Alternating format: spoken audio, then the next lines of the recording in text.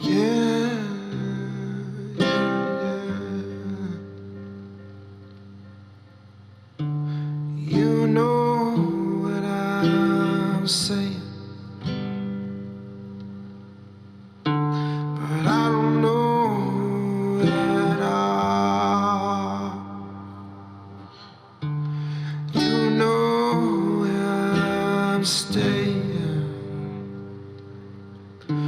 'cause I don't know at all. You know where I'm headed, 'cause I think I'm bound to fall.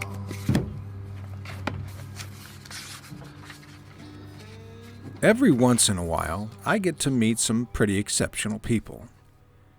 The type of folks who are hard at work restoring humanity's broken relationship with nature. If you don't mind. Sue? Yeah. I'm Ben, by the way. Hi, Ben. It's a pleasure. Are there any trails that go all the way around the lake? Oh, yes. Sue volunteers for the park system.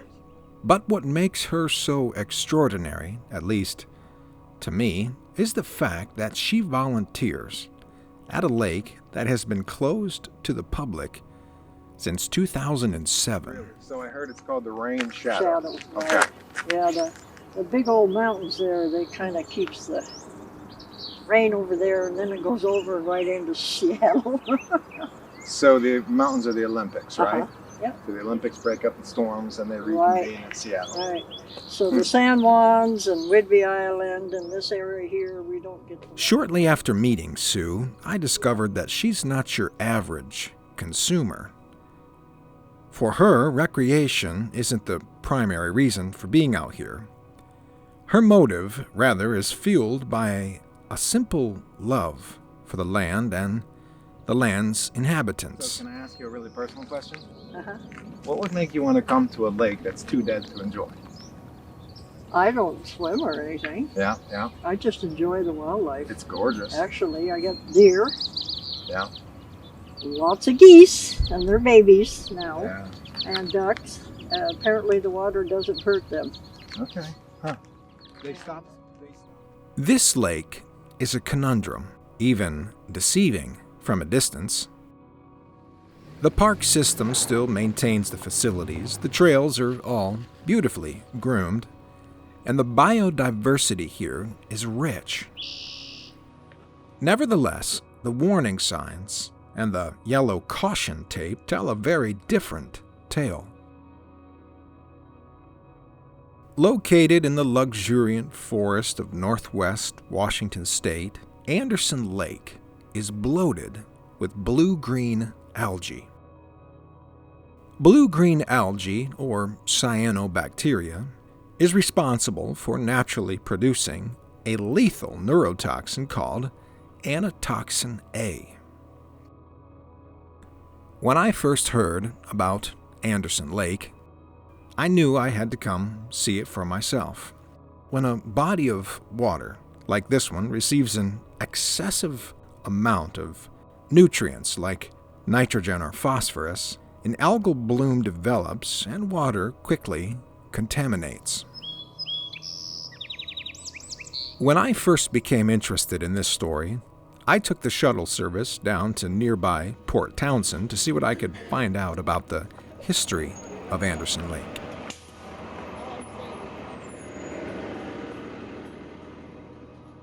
And while my hands-on research didn't reveal too much, I did find an interesting online article produced by the Washington State Department of Ecology.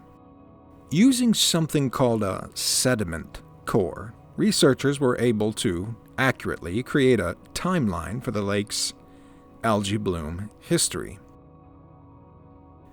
Around the year 1900, there was a dramatic spike in nutrient levels in the lake, which was the predictable result of overgrazing and deforestation. However, in the late 1960s, the state acquired the land, and over the course of the next 10 years, the nutrient levels significantly dropped. The overall algae problem, however, never really did go away. While I was shooting some of this footage, I also bumped into John. John still remembers fishing here as a kid. He still remembers his best trout pulled out of these waters. I used to catch a lot of fish out here years ago. Biggest trout I ever caught out here was 25 inches. What kind of trout? He also recalls that the lake has always been contaminated with algae. You know, it can harm, dogs and animals or kill them, if they don't get treatment. But this stuff has always been floating out here. Yeah. And even in the summertime when that green stuff would float up, you'd be out there trolling in my dad's boat or in friends' boats, or you'd even see it fishing floating on the Nowadays, it seems he and others like him come here more for the solitude than anything else. As I researched deeper into this lake, as I walked its shores and studied its history, I have to confess I never really did reach a satisfactory conclusion. You see, the spike in nutrients from 1900 to the 1960s made sense to me. Dumping large amounts of livestock manure into any water source is never good management. Beyond that, however, researchers discovered that this lake has been nutrient-rich for hundreds of years. Here stands a body of water that has seemingly always been part of a delicate ecosystem, and it poses a very important question. A question that haunts the minds of sportsmen, scientists, and politicians alike. What exactly is our role in the restoration of the planet? Should we fix this lake, or should we simply let it rest in peace? Sure, the state could step in and temporarily resolve this. We could throw a bunch of money at it. We could treat it with algicides or mechanically oxygenate the water. Perhaps the outflow could be improved. That would help move more water. Some have even suggested a form of biomanipulation. In other words, the food chain could be manipulated in order to introduce organisms that would feed on the algae. But at the end of the day, Anderson Lake is a 60-acre reminder of a vitally important truth. Simply this: ecosystems are fragile things. Anderson Lake encourages us to study, observe, listen. It reminds us that sometimes there are no easy answers, and it speaks a very subtle yet startling truth. This great planet, the one we live upon, it is not an infinite resource. Earth, apparently, has some limitations.